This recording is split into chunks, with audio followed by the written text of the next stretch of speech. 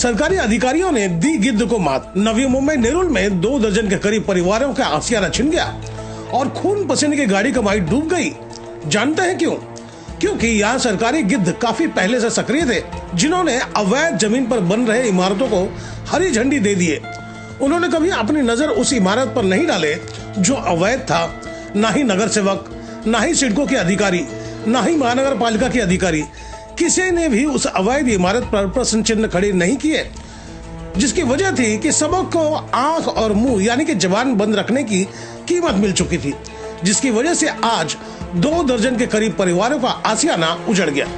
सजा महानगर पालिका के वार्ड अधिकारी को मिलनी चाहिए, सजा सिडको के अधिकारी को मिलनी चाहिए, सजा वार्ड के अधिकारी को मिलनी चाहिए, सजा उस बैंक अधिकारी को मिलनी चाहिए, सजा उस रजिस्ट्रेशन करने वाले अधिकारी को मिलना चाहिए जिन्होंने ये देखा नहीं कि वह क्या खरीद रहे हैं। सजा उस बिल्डर को मिलना चाहिए जिन्होंने अवैध जमीन पर इमारत खड़ी की है। सच कहा जाए तो सभी वह गिद्ध हैं जो इन 2 दर्जन के करीब लोगों के खून पसीने की गाड़ी कमाई खा गए, जिसकी वजह इतने लोगों के जीवन के अंतिम पड़ाव में दर बदर होना पड़ा। अब सवाल उठता है, क्या न्यायालय सो मोटो लेकर इन गिद्धों पर कार्रवाई करेंगे क्या? हम दर बदर होने वाले लोगों से मिले जिनका तिनका बिखर चुका था, रो रो कर उनकी आंखों का आंसू सूख चुका था, उनके पास कुछ बचा था तो हताशा और निराशा। उन्हें किसी बात का जवाब देने के लिए भी हिम्मत जुटानी पड़ रही थी, मानो वह खुद बिखर चुके थे, जिन्होंने अपने आप को समेटने के बाद बामुश्किल जवाब दिए। या झंडा लिए हुए बालों को देखे जो माता पिता के साथ है, उसे इस बात का कोई इल्म नहीं कि क्यों उनके माता पिता अपना सामान लेकर इस घर को खाली कर रहे हैं। उस बच्चे के माता पिता ने क्या बताए, सुने। सुषमा जी, ये बताएं कि आप यहाँ पर कितने साल से रह रही थी? 12 साल से रह रहे थे। ये मकान आपका खुद का था या किराए का था? ये हमारा खुद का मकान था। हम अच्छा, आपका मकान खुद का था। आपने बैंक वगैरह से लोन लिया था? हमने लोन पे लिया था। तो लोन क्लियर हो गया है? लोन अभी तक क्लियर नहीं हुआ। महीने के कितने बैंक को चुका रहे थे आप लोग? हमारा जो प्रॉपर्टी थी वो थोड़ा बेच के यहाँ पे अपना खुद का सोना कान रख के जी दिया था। अभी वो सब अभी भी लोन चालू हुआ। अभी भी लोन चल रहा है। अब ये बताइए कि जब आपको यहाँ से निकाला जा रहा है, यानी आपकी संपत्ति जो आपकी एसेट्स थी वो आपसे छीन ली जा रही है, अब आपका जो है घर कहाँ बनाने वाले का है? नया घर लेंगे? नया घर आपको पहले यहाँ से निकलने का पहले गम तो हम सहले फिर देखेंगे नया घर कहाँ पे लेंगे। अभी यहाँ पे नई मुंबई में तो मिलना बहुत मुश्किल है। वहीं दूसरी महिला और उसके पति से बात की है, जो घर खाली कर रिक्शा में बैठकर जाने की तैयारी कर रहे थे। आप लोग भी घर खाली कर रहे हो? कितने साल से थे आप लोग यहाँ पे? 11 साल से। 11 साल से। आपका लोन वगैरह था?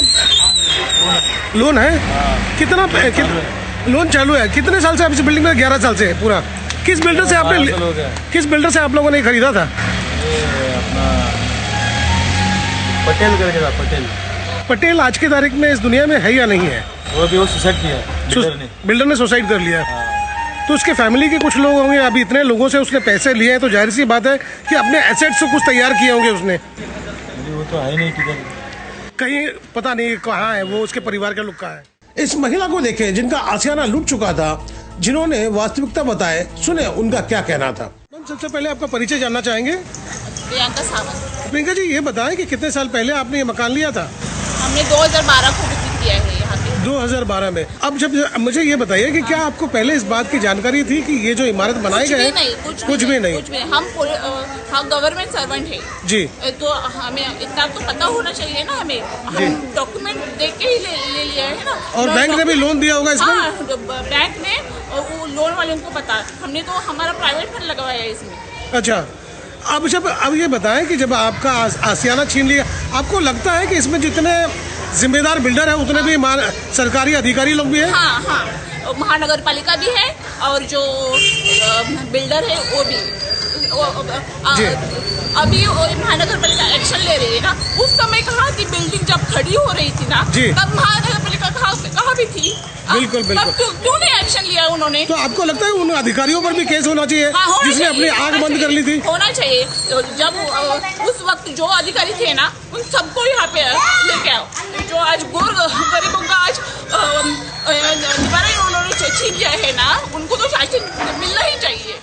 अब चले हमारे साथ, हमने जो देखा, हमने जो समझा, वो आपसे साझा कर रहे हैं। मैं आपको बताना चाहूंगा कि मैं फिलहाल इस वक्त नेरुल के सेक्टर 16 में मौजूद हूँ और मेरे साथ आपको मैं इमारत दिखाना चाहूंगा।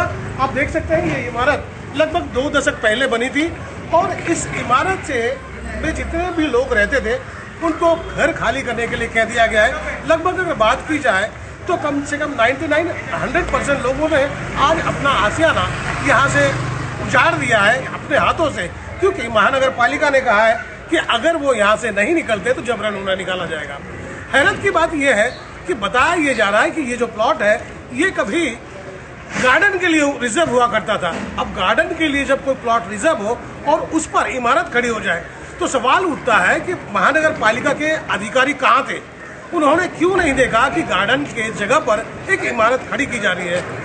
अगर ये लोग जिन्होंने यहाँ पर मकान खरीदा है वो जिम्मेदार है कि अवैध इमारत में अपना मकान ले लिए है, तो सरकारी अधिकारी भी उतने ही जिम्मेदार है जिन्होंने अपनी जिम्मेदारी ढंग से नहीं निभाई और जिसकी वजह से आज के तारीख में तकरीबन 1 दर्जन से ज्यादा लोगों को अपना घर खाली करना पड़ा। तो दोस्तों, आपने देखा कि हमारे समाज में कैसे कैसे गिद्ध सक्रिय हैं जो आपके सपनों को, आपके जीवन को बर्बाद करके जिंदगी का मौज लूटते रहते हैं और जरूरतमंदों को बलि का बकरा बना दिया जाता है। आपको मेरी खबर बेहतर लगी हो तो लाइक करें, सब्सक्राइब करें और बेल आइकन दबा दें। आप हमें कोई सुझाव देना चाहते हैं तो कमेंट बॉक्स पर लिख भेजें। तो गोपाल साहब को दीजिए इजाजत, हम जल्द दूसरी खबर के साथ हाजिर होंगे।